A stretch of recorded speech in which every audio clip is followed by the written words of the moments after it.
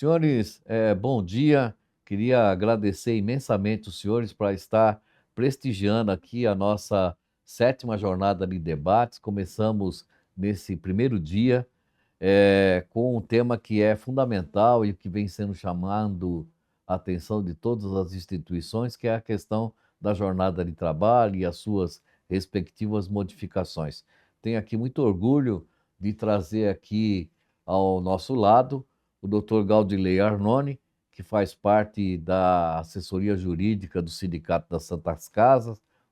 O Gaudilei é advogado, graduado em Direito pela Universidade Paulista, graduado também em Direito Material e Processual do Trabalho, previdenciado, é militante nas questões das negociações da área trabalhista, já está conosco lá no sindicato há mais de 10 anos, é responsável pela coordenação da comissão do sindicato relacionado à área jurídica, né? Tem vasto conhecimento das questões do terceiro setor e, obviamente, inclusive, é pós-graduado, né? E autor do livro Sindicato Econômico. Precisa fazer a propaganda desse livro aí, viu, Galdilei? Seja bem-vindo. Obrigado, doutor Edson. Eu que agradeço pelo convite e vamos estar falando de um tema aí de suma importância para os hospitais, que é a jornada de trabalho. Uma jornada de trabalho, ela bem elaborada, ela reduz passivo trabalhistas e custos dentro das entidades hospitalares. Então, acho que esse tema hoje ele é relevante, até diante da jornada 6 por 1, que hoje é um tema em destaque e noticiado Brasil afora, né, tanto pelo peso político que ele tem e também pelo peso dentro dos hospitais, né, dessa modificação no terceiro setor em relação a esse tipo de escala. Nós temos dentro desse processo, antes da gente iniciar aqui as perguntas, o Galdilei, temos aí o fato de que a característica da gestão hospitalar, ela se difere de outros segmentos. Eu sempre falo que o hospital, ele é uma complexidade no processo de gestão, porque nós temos inúmeros negócios dentro desse equipamento chamado hospital. Temos o negócio do centro cirúrgico, temos o negócio do serviço de diagnóstico por imagem, o negócio do SND, o negócio da enfermagem, e assim vários negócios, né? O negócio da manutenção. Né?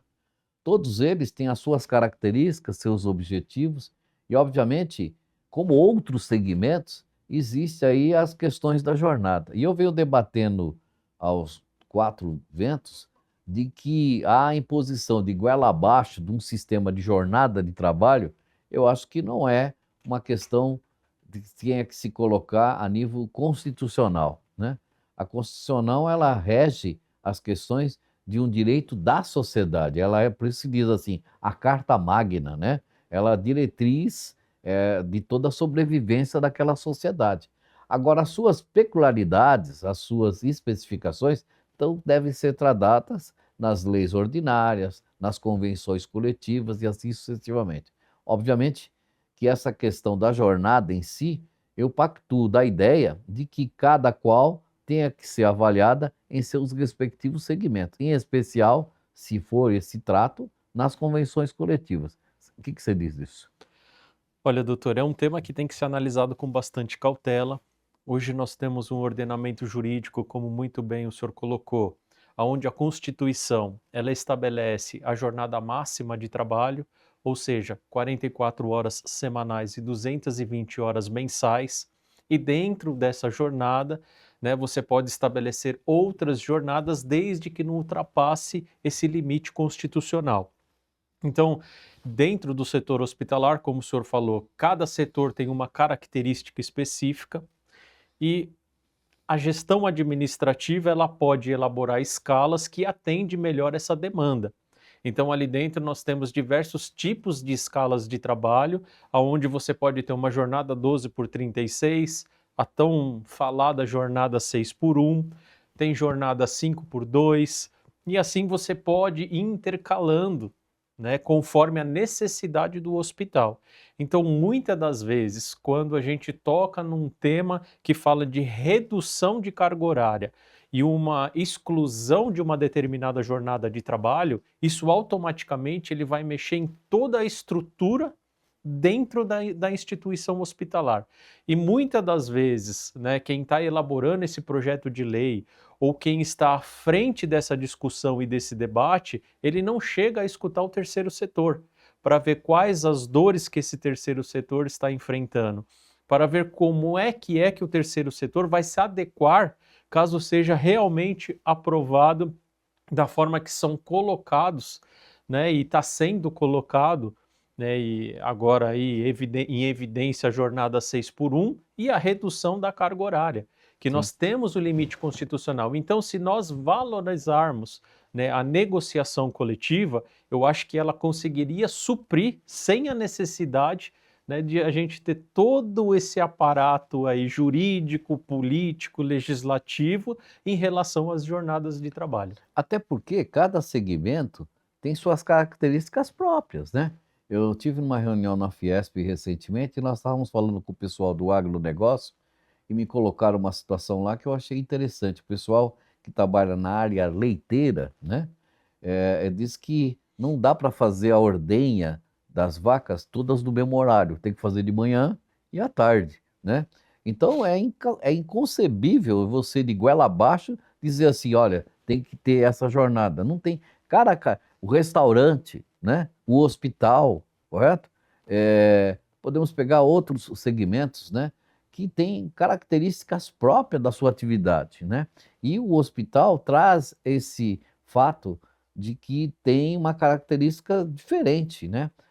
Eu entendo que uma das perguntas que veio para nós aqui, quais seriam os impactos da jornada 6 por 1 na qualidade assistencial e na segurança do paciente? Bom, veja, se porventura nós imaginarmos que o hospital funciona 24 horas, os impactos, seja ele na nível assistencial, é expressivo e também com relação à segurança do próprio paciente.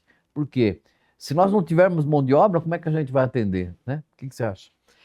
Esse impacto, né, ele está sendo muito discutido e debatido dessa redução da jornada, né, de trabalho da carga horária e também a exclusão da jornada 6 por 1. Então, eles estão pensando no resultado final, ou seja, o benefício do trabalhador, que é uma jornada estressante, que é uma jornada onde ele praticamente não tem vida social trabalhando em 6 por 1, pensando por esse lado, ok, né? É uma jornada de fato exaustiva. Dentro de um setor hospitalar, você precisa ter muito cuidado, seja no atendimento ao paciente, você tem que estar bem consigo mesmo, você tem que estar ao teu redor, né? Esse ambiente tem que estar propício. Então, o que que acontece? Simples fato de você reduzir a jornada ou você retirar essa jornada 6 por 1, eles não estão pensando no impacto de que falta mão de obra. Esse é o primeiro ponto. Esse trabalhador, às vezes, será que ele vai ter vida após, ou ele vai ter mais 2 ou 3 empregos?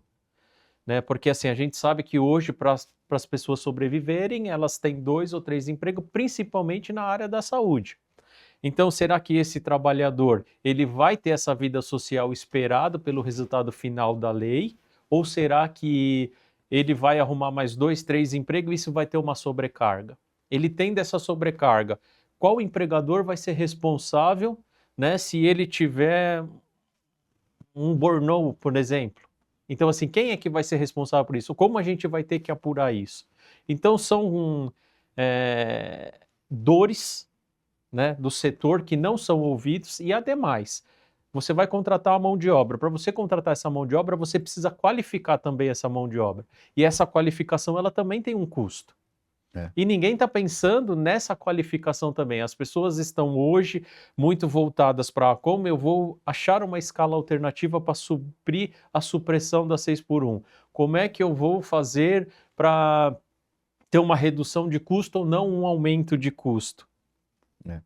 Além do que, existe um outro fato, Galdolê, que me chama muita atenção, que é a questão da seguinte situação.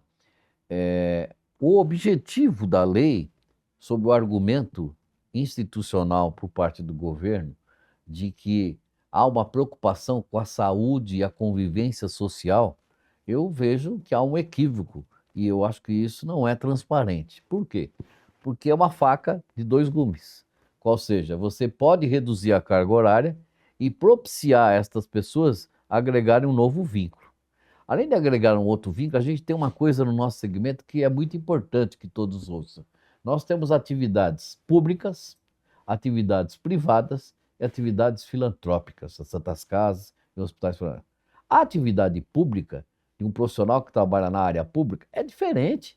Muita parte desses profissionais, eles são carreira pública, concursados, certo? E muitos deles têm uma preocupação não tão importante com o lado social, mas sim, muitas vezes, descaracterizado do trabalho, porque as características do ambiente é diferente. Privado, certo? São condições extremamente diferentes, ou seja, aí nós já estamos vendo bem-estar, há uma remuneração diferenciada, há uniformes, há equipamentos de proteção individual, há um conforto diferenciado. No segmento filantrópico, aí já é uma outra realidade, né? Em 52% dos municípios brasileiros, só tem um equipamento de saúde que é a Santa Casa. E se aquele equipamento fechar, não tem. E estas instituições sobrevivem na assistência do SUS por seus empenhos, por suas características de fazer muitas vezes venda de pastel na praça para poder comprar equipamentos, venda de pastel, venda de gado para poder pagar a folha de pagamento, tá entendendo? E a mão de obra dentro dessas instituições é muito pequena, correto? Então você dizer que você vai reduzir essa carga horária, você vai impactar essas instituições de maneira significativa. Quando se trata das Santas Casas e dos hospitais filantrópicos, a gente tem que ter um cuidado maior ainda, Sim. porque não depende de verba própria. A gente depende das verbas governamentais. Então isso também já é um agravante. Hoje a situação já não é tão favorável. A gente luta, a gente vê que as instituições, elas administrativamente fazem do possível, impossível e assim vice-versa para tentar manter as portas abertas, prestar um serviço de qualidade, respeitar o trabalhador. Então, quando se fala nisso, né, tem que ter esse olhar também para Santas Casas e hospitais filantrópicos, porque além disso a gente depende de verba do governo. E ninguém está falando na ponta quem é que vai custear isso. Sim. Então, assim, vamos impor, implementar, ok. Mas, assim, tem que sentar, tem que ter um estudo para isso. Qual o custo final disso tudo? Teremos mão de obra para tanto? Né? Porque os hospitais, automaticamente, se você tem que revisar a sua escala de trabalho, você adequar a sua escala de trabalho, provavelmente você vai precisar de mais mão de obra. Isso vai ter um custo. Essas pessoas vão estar qualificadas? E o atendimento do paciente, como é que fica? Porque muitas das vezes, se você não colocar uma mão de obra qualificada, você tem outros prejuízos, outros passivos, que é o que o senhor falou. Aí a pessoa não chega preparada, né? Ela administra um remédio inapropriado ou inadequado para aquele paciente. Aquilo você vai gerar outros custos além da mão de obra. Sim. É. Além do que, tem uma pergunta aqui que diz assim: como a adoção da escala 6x1 pode afetar o equilíbrio financeiro da Santa Casa, né, das Santas Casas, considerando custos de pessoal, horas extras e possíveis aumentos de quadro? Bom, nós já fizemos um pequeno encaminhamento, mas há uma preocupação do sindicato, a gente vem trabalhando isso, criamos até um grupo de trabalho, que eu queria até que você fizesse uma exposição, o que esse grupo está pretendendo, para a gente já demonstrar, eu acho que aqui em resposta a essa pergunta, que há, ao nosso ver, um impacto muito grande, não só nas questões de 6x1, mas a outra questão que eu vou pedir para você fazer essa explanação. O Sindosfil, nós temos o cuidado e a cautela, né, quando a gente viu esse tema, já de se antecipar. Formamos um grupo pequeno, até para poder dar resultado, porque se esse grupo ele se amplia muito, a gente não chega num denominador comum. Então nós estamos elaborando os estudos para ver qual o impacto realmente que isso vai trazer lá na ponta final. Então estamos levantando dados técnicos, estamos levantando remanejo de jornadas, estudando outras formas de jornadas legais que são permitidas. Então há estudos, alguns hospitais tentando rever, colocar tudo jornada 12 por 36, outros estão adequando para ver se há a possibilidade de colocar uma jornada 12 por 60, outros 4 por 3, outros 5 por 2, e tudo isso ela envolve uma série de cálculos que a gente sabe. Então ali tem adicionais, ali tem reflexos, ali tem hora extra, ali tem o profissional que é o plantonista, tem o horista. Então, tem toda essa cautela e esse estudo que precisa ser feito e levantado para ver se com a redução da jornada de trabalho é um cálculo. Com a extinção da jornada 6 por 1 também é outro cálculo. Se vier os dois juntos, que é o que está pretendendo politicamente, né, na atualidade, hoje, notícia atual, que o pessoal está acompanhando aí nas mídias, nos grandes jornais, né, é que a política ela está entrando novamente com um novo pleito da jornada 6 por 1, né, para extinção desse tipo de jornada. E o que, que acontece? A redução da carga horária de 44 horas semanais para 40 horas semanais. Então, isso, além de ser um impacto muito grande, não só para o setor hospitalar, isso vai afetar outros setores também da nossa sociedade. Será que todo empresário, todo administrador está preparado para isso? Será que toda empresa tem uma adequação de jornada para isso? Tem mão de obra para isso? É. Além do que, eu fiz parte agora recentemente da Conferência Nacional do Trabalhador e tive a oportunidade de ouvir o discurso do presidente. Nós fizemos, eu por também fazer parte do Conselho do Trabalho da Fiesp, nós colocamos essa bandeira a qual que eu estou aqui reforçando, qual seja, as características de cada setor, ela é que vai determinar esse tipo de convencionamento, né, de jornada. A Constituição cabe a ela dizer o direito do trabalhador. Qual é o direito do trabalhador? 8 horas por dia e 220 mensais. Bom, e a jornada? A jornada é uma outra coisa. A jornada vai depender do que for convencionado em cada um dos segmentos, seja ele no açougue, seja na farmácia, seja no hospital e assim sucessivamente. Mas eu vejo, na minha vislumbro aí a hipótese, né, pelo discurso que foi feito pelo presidente, de que vai ser considerado de que as questões da jornada vão ser discutidas realmente nas questões das convenções coletivas, né? Porque até me parece que há vamos dizer assim, uma estratégia muito grande de reforçar o papel dos sindicatos profissionais, haja vista a extinção do custeio do imposto sindical. Mas não obstante a isso, que seja convencionado ou não, mas o que cabe a nós, efetivamente, é imaginar de que aqueles que trabalham hoje 44 horas vão reduzir para 40 sem diminuição de carga de salário, certo? Além do que, de não diminuir o valor do salário, você vai ter que ter mais gente, porque se você diminuiu a jornada, você vai ter que colocar mais gente, né? Então, dentro desse processo, é que há um desequilíbrio por parte das entidades filantrópicas, que não estamos vislumbrando em hipótese nenhuma o custeio disso. Exatamente. E assim, eu acho que a valorização negocial, ela deveria ser prioridade do governo, né, de valorizar o trabalho dos sindicatos. Por quê? De um lado nós temos o sindicato econômico, o sindicato patronal. Então o sindicato patronal, ele sabe as dores das santas casas e dos hospitais. Então a gente sabe aonde está o problema e a gente consegue conduzir isso numa negociação. O sindicato profissional, ele sabe as dores do trabalhador. Então a gente num consenso, numa mesa de negociação, muitas das vezes a gente consegue encontrar uma maneira de isso ter uma fluidez que atenda a demanda dos dois lados.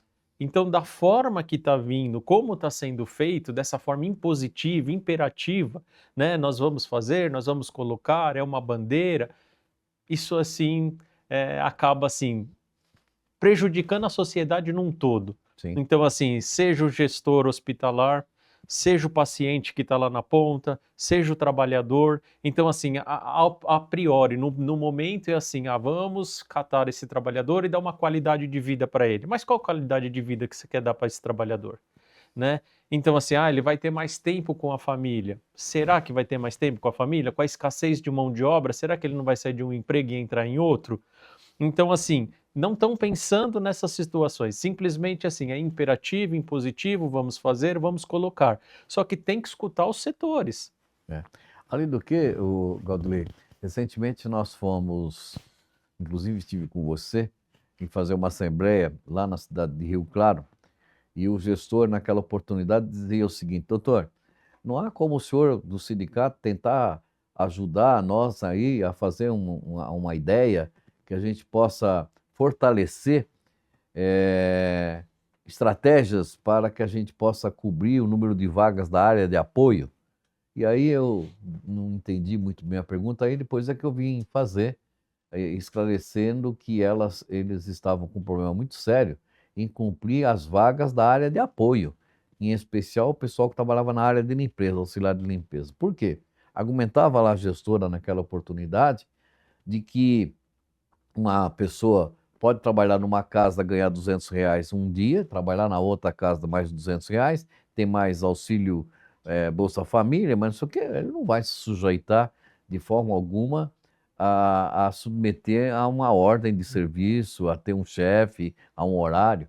Além do que, há uma questão muito robusta no mercado hoje, que é a questão do empreendedorismo.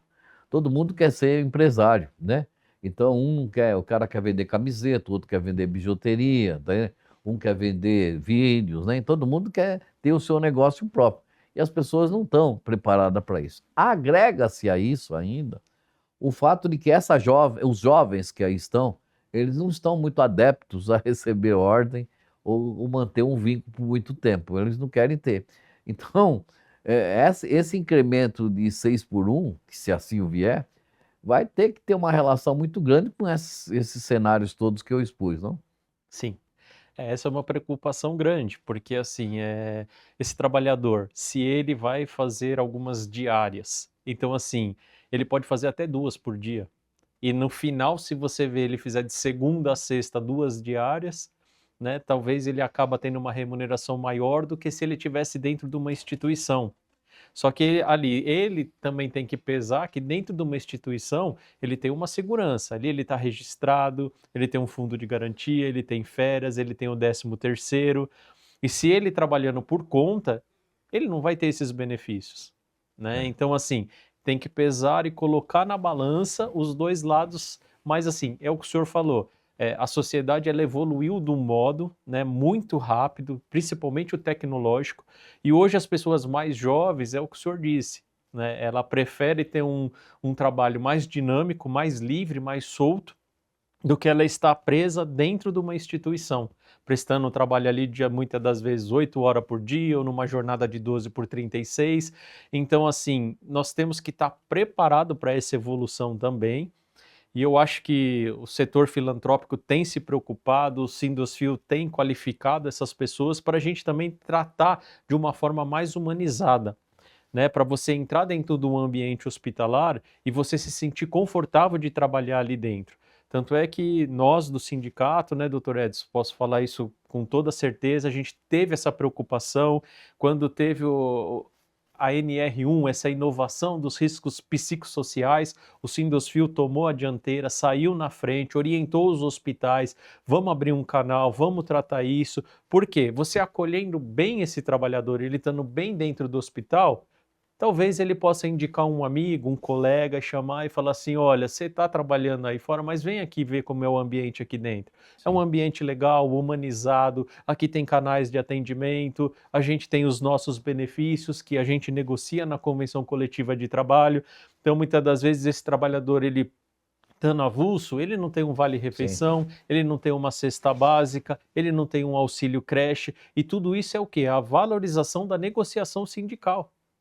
É. Então, assim, as pessoas muitas das vezes falam: ah, o sindicato não está fazendo nada por mim. Sim, o sindicato está fazendo muito por essas pessoas, principalmente o sindicato patronal. O sindicato patronal, quando a gente entra numa negociação, a maior preocupação nossa é inclusive o cunho financeiro. A gente já sabe a situação que está, com toda essa mudança aí, com esse.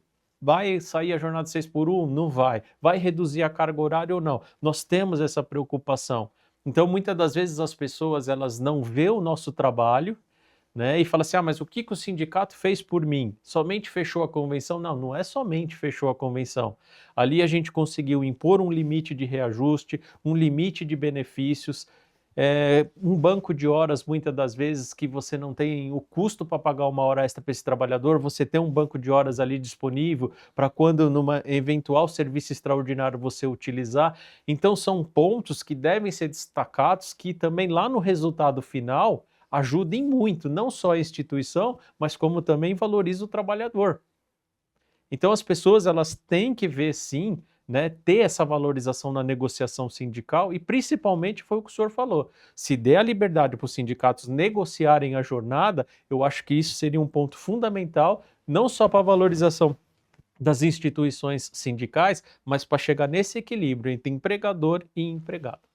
Ô, Galdilei, deixa eu te falar uma coisa. Uma das perguntas que veio aqui, parte você respondeu, que diz assim: de que forma a jornada 6x1 influencia a satisfação, saúde mental e a retenção dos profissionais de saúde das Santas Casas? Até para complementar esse contexto aqui, você dá essa resposta.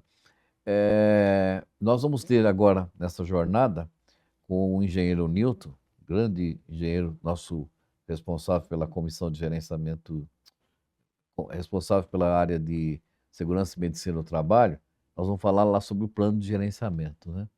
E os impactos que isso traz com as questões dos riscos psicossociais.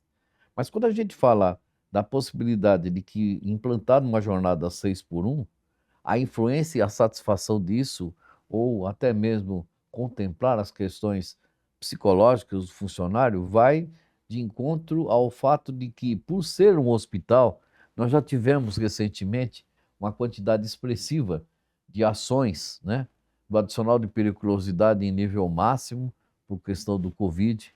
Tivemos uma série de ações voltadas à questão também do desgaste psicológico dessas pessoas.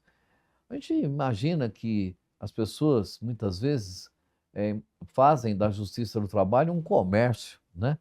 E me preocupa muito hoje esse fato de que implantar a jornada 6x1, ela venha nos sobrecarregar de todas as responsabilidades do mal psicossocial da sociedade para o hospital, que me parece que essa não é a realidade. Até porque nós estamos hoje numa questão tecnologicamente absurda, está todo mundo ansioso, maquinado, voltado a 580 por hora, não é verdade? E, obviamente, reduzindo a carga horária dele, ele tem a questão de 2 horas para trabalhar, 2 horas para voltar para casa. Se ele tiver um outro emprego, me parece que essas questões somáticas, né, psicossomáticas, elas vão aumentar, não? É um tema que, assim, já era assegurado legalmente. E aí, com a mudança da NR1, simplesmente colocaram lá os riscos psicossociais, né? Mas também, mais uma vez, sem o estudo, sem ver o impacto e a responsabilidade passou para quem? Ao meu ver, para o empregador. Então é assim, você trata esse trabalhador, você só vai me trazer ele em último caso. Então, quando esse trabalhador adentra na tua empresa, você vai ter que ter um plano de trabalho muito bem elaborado, para você ver a condição desse trabalhador, porque se ele provar o nexo de causalidade, você vai responder.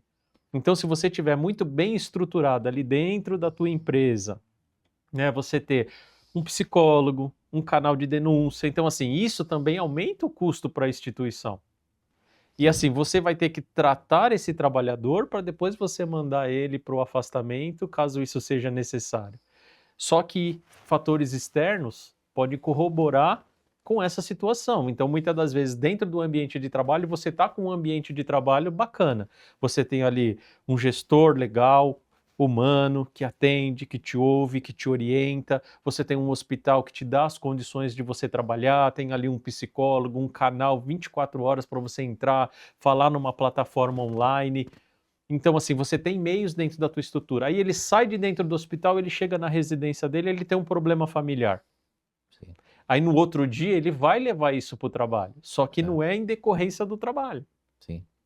Então você tem que ter essa cautela por causa que se vier uma ação, um passivo trabalhista em cima disso, você conseguir comprovar que você deu ali o ambiente adequado para esse trabalhador, mas que o nexo de causalidade não veio ali de dentro, e sim de um problema estrutural familiar desse trabalhador. Eu vou dar um exemplo prático, né? Nós tivemos uma situação ontem que me chamou a atenção, um contratempo que tivemos aqui em São Paulo com relação a transporte coletivo, em especial o metrô, que teve um atraso significativo, praticamente todo o nosso grupo de trabalho chegou meia hora, uma hora atrasado, porque não tinha os veículos, os metrôs estavam andando com atraso e assim sucessivamente. Vamos colocar o seguinte cenário, né?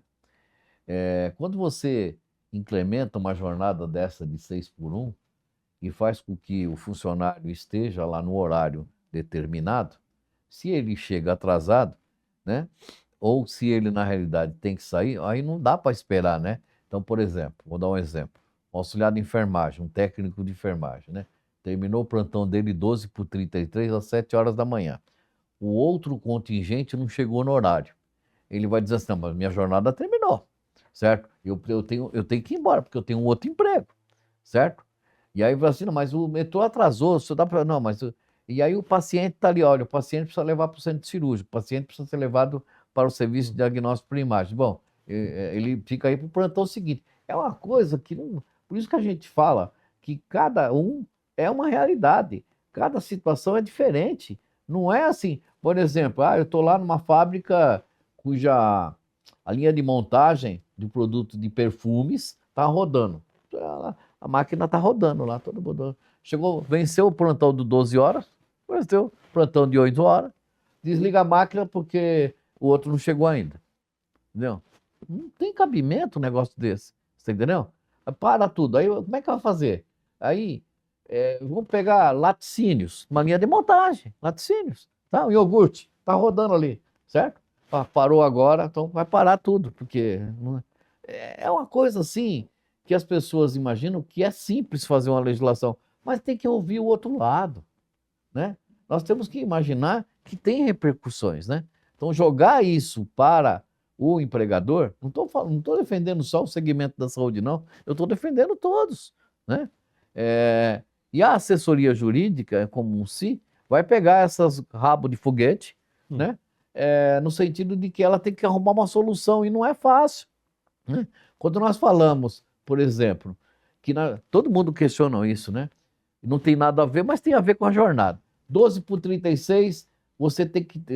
ninguém concebe isso na cabeça, né? E eu estou falando como advogado. 12h36, você tem que dar uma hora de descanso e refeição. Doutor, mas ele trabalha em regime de plantão, mas a hora reduzida, a partir das 22 às 5 da manhã, ela é reduzida. Você tem mais uma hora. Ou você dá esse horário, ou você vai ter que pagar uma hora extra. Entendeu? Não tem o que fazer. Certo? Mas eu não vou dar. Mas sabe o que é? Ele trabalha 12h36, aí ele trabalha 6 horas. Aí ele não tem direito a uma hora. Concordo, mas você tem que dar 15 minutos para almoçar, para ele fazer o lanche. Está na lei, desde 1943, antes mesmo da Constituição. Muito bem, mas eu não tenho. Mas você tem que dar, entendeu? Então o cara está aplicando injeção, um momentinho, só que eu vou ter que tomar café agora, viu? Me dá um momentinho que eu vou Tira tomar... o braço, aí, para um pouquinho aí que eu vou dar... são coisas diferentes, não é isso, Claudinei? Sim. Assim, né? A sociedade como um todo, ela é muito pessimista, né? E a gente tenta orientar da melhor forma possível. Se você seguir tudo certinho, então assim, você vai ter um único impacto, que é o primeiro, a implementação. Depois você só segue. Então se a pessoa ela tá ali com uma dificuldade, né, você vê de conceder, né, o intervalo de descanso para o trabalhador, isso aí vai virar uma cadeia. Sim. E assim, aí ela vai ter passivo, ela vai ter hora extra, e assim, desrespeita a convenção coletiva, pode ter multa, pode sofrer uma ação de cumprimento, e assim por diante, desencadeando uma série de outros assuntos que parecem simples, mas por uma escala de trabalho mal elaborada, mal montada, né, e não ter um acompanhamento de perto disso, parece simples, que nem o senhor falou, mas não é, porque vai desencadear uma série de passivos, multas, transtornos, e até mesmo o desgosto do trabalhador quando se sente desrespeitado. Se você tem a implementação de uma boa jornada de trabalho, ali você tem que sentar, que é o que a gente sempre apregoa, nunca trabalhe independente. Você junta o RH, senta ali o jurídico, muitas das vezes senta o SESMIT da empresa, Por quê? Esses 3 polos são fundamentais dentro de uma instituição. Então ali o RH vai ver a necessidade da empresa, o jurídico vai falar: "Ó, isso é viável ou não é viável", o SESMIT vai falar: "Ó, mas isso vai atrapalhar na segurança do trabalhador ou não". Então assim, tudo trabalha como uma corrente, uma Sim, engrenagem. verdade. E se não tiver essa união dos setores, dificilmente você vai chegar num denominador comum. Até dando um spoiler para amanhã, que é o outro dia da jornada, amanhã nós vamos falar um pouco sobre a importância da escala de trabalho. Vamos ter o Fernando Zucchi aqui, que é um rapaz inteligente, tem um software importante no mercado, nós vamos falar sobre isso. Claudilei, eu sei que é importante a gente ter um time aqui para fazer as perguntas, mas eu queria finalmente deixar uma pergunta para você fazer as pequenas exposição. Qual a sua perspectiva diante desses temas a qual nós conversamos hoje, com relação às negociações desse ano? É sempre uma surpresa, né? Tem que até respirar para a É, gente poder é. adentrar o tema. É muito delicado, porque nós tivemos recentemente aqui agora a aprovação da licença paternidade. Então já é uma mudança que nós vamos ter Que a só partir vai. do ano que vem. Sim, Porque o que mas que já eu sabe que vai vir um pleito agora. Exatamente, É. porque assim, normalmente, um exemplo para que todos possam compreender, nós temos 5 dias, né? E aí, a partir do ano que vem, serão 10 dias e assim sucessivamente, até chegar a 20 dias da licença paternidade. Então, isso já é uma surpresa. Nós temos ali pendente de julgamento o piso da enfermagem, que também por questões políticas, ora ele volta à pauta, ora ele é retirado de pauta. Nós temos a questão da contribuição assistencial, direito de oposição, que ainda não está regulamentado. Então, assim, fica de acordo à negociação coletiva. Então, tem diversos temas ligados à convenção coletiva de trabalho e o principal, né, doutor Edson, que é a verba pública. Então, muitas das vezes, tive recentemente na Secretaria da Saúde, né, e ali a gente vê claramente que os cofres estão apertados. Então, o que que acontece? Óbvio que as instituições elas querem valorizar esse trabalhador, tem que dar o reajuste legal, né, fazer a correção do salário desse trabalhador, dos benefícios desse trabalhador, mas também há essa preocupação, né, em relação da dependência dessa verba pública que é repassada para nós, para nossas instituições que a gente representa. Então, esse ano, assim, eu vejo bastante dificuldade nas negociações, vamos ter que ter muita rodada, né, sentar, conversar com os sindicatos profissionais, alguns são mais compreensivos, outros nem tantos, mas eu acho que se a gente valorizar a negociação coletiva, eu acho que sai bom para ambos os lados. Uma coisa que eu queria deixar bem claro a todos que estão nos assistindo é o fato de que a gente avisa, alerta, escreve, faz circular, manda para todo mundo, mas eu quero chamar a atenção de todas as organizações sociais de saúde quando desses processos de plano de trabalho, de transição, né? O que a gente aconselha e a gente está pedindo aos quatro ventos, que as pessoas façam, nesse momento, um levantamento do impacto do que trará essa mudança. Ninguém está fazendo. Nós já pedimos isso encarecidamente, a gente já está ajoelhando no milho, não é verdade? Ajoelhando no milho, dizendo assim, por favor, faça o impacto aí, porque eu não sei o que vai acontecer no seu hospital, nem eu, nem o Gaudilei.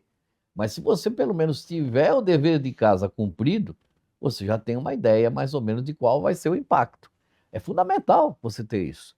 Então, isso para nós é de extrema importância. Então, se vocês não tiverem um estudo de impacto do que será esta questão do incremento da jornada 6 por 1, os senhores realmente terão sérios prejuízos. Até se não tivesse resultado na mão, você não tem como nem pedir um aditivo contratual. Sim. E nem Né? questionar por um orçamento ou por um Sim, plano de trabalho. sim. Então, assim, as pessoas elas estão esperando os 47 do segundo tempo para tomar uma providência, sendo que já deveriam ter provado, já ter isso planilhado, né? Porque se realmente for aprovado, vai ter que se cumprir. E, além do que, existe outro fator que eu chamo a atenção de todos. O Gaudilei sabe disso, nós temos consulta praticamente diárias, né? De que não espere que essas antecipações financeiras estejam na mão de vocês no dia seguinte. Não estará. Até porque existe a questão orçamentária, tá entendendo? Então, o plano de trabalho ele só poderá ser majorado no ano subsequente. Então, você é que tem que estar atento a isso, né? Ou você vem assumir o prejuízo, você queira trabalhar de graça, que você já trabalha, né? Trabalhar um pouquinho mais de graça, porque as pessoas hoje não sabem o impacto. Claudilei, queria agradecer imensamente a sua paciência por estar aqui. Eu sempre falo para as pessoas que vão ser aqui entrevistadas, não é que o Edson aperta, né? Mas é que isso aqui é um bate-papo e a gente, a cada momento que a gente vai conversando, vai surgindo novas ideias e a gente tem o objetivo aqui de trazer a oportunidade da experiência, né, do dia a dia. A gente não está aqui, não tem nenhuma perguntinha pronta, bonitinha assim, não. A gente está aqui para bater um papo e esse é o papo que faz com que as pessoas, na realidade, possam ter uma valorização do que é essa jornada. Queria agradecer imensamente você, Gaudilei, por estar aqui novamente colaborando com a gente. Doutor Edson, eu que agradeço mais uma vez, né? Eu acho que serve de alerta, né, para todos que estão nos assistindo. Agradecer a todos aí pelo carinho, pela paciência. Muito obrigado, doutor Queria Edson. também, dar que você possível, deixar aí o escritório da sua assessoria, o e-mail do seu escritório para todos aqueles que estão assistindo. Claro. O telefone é 949587855, DDD 11. O e-mail é consultoriaadv.arnone@hotmail.com. Pode repetir isso, que isso dá dinheiro. Oh, então tá bom. Então vamos lá. DDD 11, o telefone é 949587855 e o e-mail é consultoriaadv.arnone@hotmail.com. Senhores, muito obrigado mais uma vez por senhores estarem aqui prestigiando essa jornada. Eu quero pedir aos senhores para que prestigiem realmente todos os dias. Estaremos aqui às 9 horas, né, no canal do YouTube, disponível no nosso site. E amanhã teremos mais uma palestra importante com o Fernando aqui, falando sobre a importância da escala de trabalho. Um abraço a todos, um bom dia e esperamos sempre que os senhores prestigiem aí o nosso sindicato com estas temáticas, com esses trabalhos que colocamos à disposição de todos. Um grande abraço e até amanhã.